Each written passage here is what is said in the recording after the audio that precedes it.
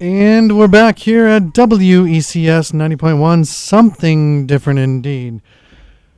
That was a song all about me. Daddy was a really good dancer.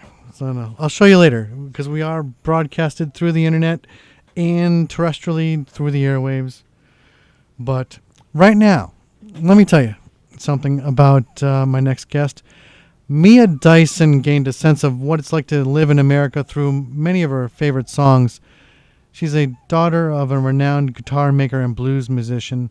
She was immersed at an early age in the cacophony of great music. And she grew up in Australia, currently living back and forth between the United States and Australia. Please, ladies and gentlemen, I'd say give a round of applause, but nobody's going to hear it. Hello, Mia. How are you? I'm good, Mark. How you doing? Excellent, thank you. I'm just running around. You probably didn't hear that introduction, did you? No. Oh, it was a wonderful introduction. Oh. I'm sorry. I hit the wrong button, and so you didn't hear it, but it was wonderful. I believe you. So, Mia Dyson, I'm very honored to have you on the show. Just only recently kind of started listening to you and your music, and just very fascinated indeed. Now, I can imagine, I usually like to ask people what their influences are. I'm imagining that your father was a big influence for you in the music that he listened to at the time. Would that be correct? Absolutely, yeah. My dad is both a guitar player and also a guitar maker, and both my parents had were real music fans and had an incredible record collection with a lot of Americana from the Band and Bob Dylan and Little Feat and Bonnie Raitt, Tom Waits, like a lot of great American music that I grew up listening to. So while you were growing up and listening to all these American-style bands, now you eventually came over and spent some time in the United States. Have we lived up to your expectations? Absolutely, yeah. I mean, it has indeed been a dream of mine since I was pretty young. I've been drawn to America, the music and the landscape and the sense of adventure and such a vast land to explore. And I've been I've been living here and I've been traveling here for several years now, and I still haven't. The mystery and thrill has not diminished at all. That's good. That's excellent. Having been surrounded by such incredible musical influences, it's surprising that, to me at least, that you didn't pick up the guitar earlier. It seems like you picked it up playing the guitar later on in life. Do you think that allowed you to live kind of a normal childhood?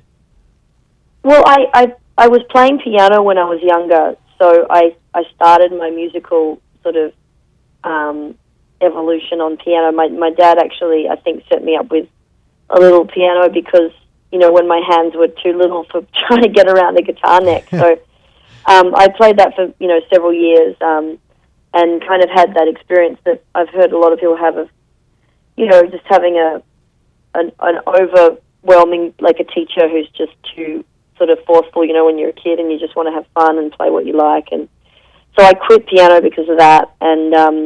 And yeah, it was still a few years later when I was 14 that I picked up the guitar. But yeah, I agree. I was sort of surprised I didn't start younger, but that's just how it went. And you know what? It worked out, so let's not worry about it. Yeah, sure. When most Americans think of Australia, images of koalas and kangaroos come to mind. We have a very narrow view of other countries. We're very egocentric or ethnocentric or whatever. When the topic of music in Australia comes up, I think it'd be hard-pressed to find someone to name a band other than Men at Work. However, from what I've seen and what I've been looking at recently, Australia's got an immense pool of talent, of new music sources. You've toured around America for a while now. Have you noticed, are people surprised when they see you play? Are they surprised that you're from Australia? Sometimes they are. Yeah, I think there's definitely the case that not a lot of Australian music reaches the ears of most Americans, but I think that's really changing, and there is so much, as you say, so much really incredible talent coming out of Australia, and even historically, you know, there's been some really big bands like AC/DC and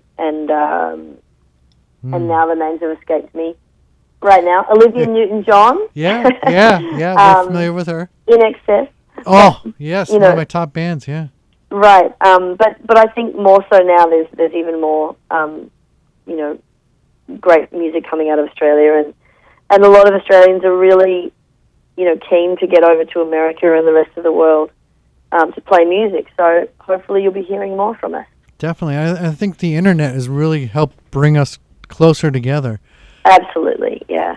The whole way I found about you was through, I don't even remember how it started, but I've been obsessed with Rock Quiz lately. Oh, yes. How cool. How cool is that? Yeah, it's fantastic. And it's just in a little club in Melbourne, where I'm from. Mm-hmm. Low budget, but such a cool show. I think that's what's best about it. You know, low budget, no fanfare, just everybody having a good time revolving around music. That's something that brings us all together. Absolutely. And there's so few really good music shows that aren't like Australian Idol and stuff like that. It's you know, there's so few of those shows to actually, you know, celebrate and play music. Guitar and singing go together. I think we all know this. There are some great guitar players out there that I could listen to play for hours and hours without any lyrics and still be entertained, such as Santana, Satriani, Clapton, B.B. King. It's evident in the riff you play on Cigarettes. I think it's a testament to your talent, just what a wonderful guitar player you are. And on top of that, you've got wonderful lyrics and a great voice. It's kind of like an extra scoop of ice cream and whipped cream and cherry on top to have that talent, that trio of talent. That, you know, you're doing an excellent job of writing music, singing music, and playing music. Well, thank you. I think that's what I really like about you. I appreciate it. Thank you. Other than great guitar playing and your smoky voice, another thing I really like about you is the feelings and emotions that come through your music. Do you feel like you're opening up yourself, or do you feel vulnerable when you're performing? I absolutely can, yeah, and certainly, you know, when I'm writing and thinking about performing certain songs live, it's confronting, and you know, I think it goes with the territory. I mean, I know that you can probably perform music without being vulnerable, but I think that's part of the beauty of music, at least for me. When I go and see someone perform, or I listen to someone on record who's prepared to, you know, kind of put their heart on the line, that's when it really moves me and inspires me, and so that's what I try to do myself as much as I can without perhaps, you know, going too far, you know. You've played with a lot of wonderful people. You've opened up for various tours and stuff for other people. The first one comes to mind is Ani DeFranco, and there's plenty more. Is there anyone out there that you haven't kind of played with yet that you would like to meet and be able to jam with? Yes. Well, I got to play with one of my heroes, Bonnie Raitt, a few years back. I got to open for her, which was, you know, a total thrill and one of the highlights of my career. But I would love to open for Lucinda Williams, or, you know, at least, you know, meet her. Or, yeah, she's another hero of mine. And you've covered one of her songs, right? Yeah, I do a live version of a couple, actually. But yeah, Can't Let Go. It's actually technically a Randy Weeks song, but she does it on her record, and I've covered it too. And yeah, so I'm a big fan of hers. And it shows. You did it justice when I saw it on YouTube. It's wonderful. Oh, thank you. So, amazing career that you've had so far, and I'm sure you've got many years ahead of you. You're going to be playing in New York City tonight at the Shrine in Harlem. Best of luck to you, and can't wait for you to come back through the area.